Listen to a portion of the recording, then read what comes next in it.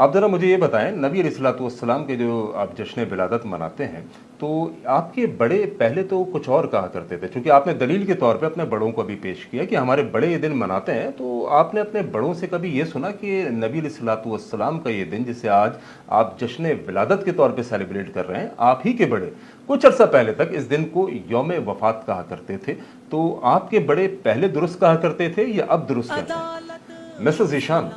تاریخ کی کتب اٹھا کے دیکھیے، احادیث کے ذخائر اٹھا کے دیکھیے، آپ کو معلوم چلے گا کہ جس دن کو یہ لوگ جشن ولادت کے طور پہ سیلیبریٹ کر رہے ہیں اور عید میلاد النبی کے نام پر جناب علی بڑے بڑے جلوس ہو رہے ہیں، ان کی اپنی کتب کے اندر بہت ساری کتابوں کے میں حوالے دے سکتا ہوں، لیکن یہاں اس عدالت کے اندر میں آپ کو مختصر حوالہ دینا چاہتا ہوں جناب احمد رضا خان بریلوی سے، جو کہ ان کے بڑے ماننے والے ہیں اور بڑے ان کے بزرگ ہیں۔ انہوں نے اپنی کتاب جناب علی میرے پاس لکھا ہوا ہے فتاوی رضویہ جلد نمبر 26 صفحہ نمبر 412 سے 415 تک،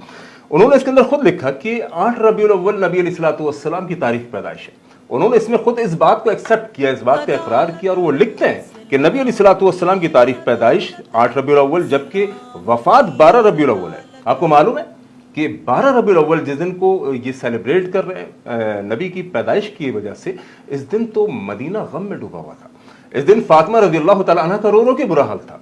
اس دن 12 ربیع الاول کو کتب بتاتی ہیں، کتابوں کے اندر موجود ہے کہ اللہ کے نبی علیہ الصلوۃ والسلام کا انتقال ہوا، اور امی عائشہ رضی اللہ تعالیٰ عنہ غمزدہ تھیں، رو رہی تھیں۔ عمر فاروق رضی اللہ تعالیٰ عنہ کے بارے میں آتا ہے کہ عمر فاروق رضی اللہ تعالیٰ عنہ ہاتھ میں ننگی تلوار لے کر کھڑے ہوئے تھے کہ جس نے کہا کہ اللہ کے نبی علیہ الصلوۃ والسلام دنیا سے رخصت ہو گئے، عمر کی تلوار اس کی گردن کو اس کے تن سے جدا کر دی۔ یہ دن غم کا دن تھا۔ اس دن اللہ کے نبی علیہ الصلوۃ والسلام کے ماننے والے صحابہ پریشان تھے، غم میں ڈوبے ہوئے تھے کہ آج ہمارا نبی ہم سے چلا گیا۔ ظالموں نے کیا کیا، کیا سوچی، نہ جانے کہ اس دن کو خوشی کا دن بنا دیا اور نبی علیہ الصلوۃ والسلام اس دن کے اندر دنیا سے رخصت ہوئے۔ اب سوچیے کہ جس دن نبی علیہ الصلوۃ والسلام اس دنیا سے رخصت ہو رہے ہیں، اس دن کو ہم جناب علی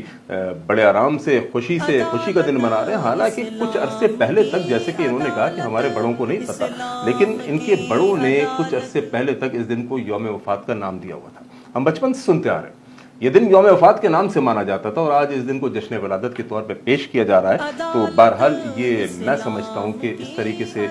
بچنا چاہیے اور ان چیزوں کو اپنانا چاہیے جو چیزیں کتاب و سنت کے قریب ہوں، ان چیزوں کو اپنی زندگی کے اندر ہم کو لے کر آنا چاہیے۔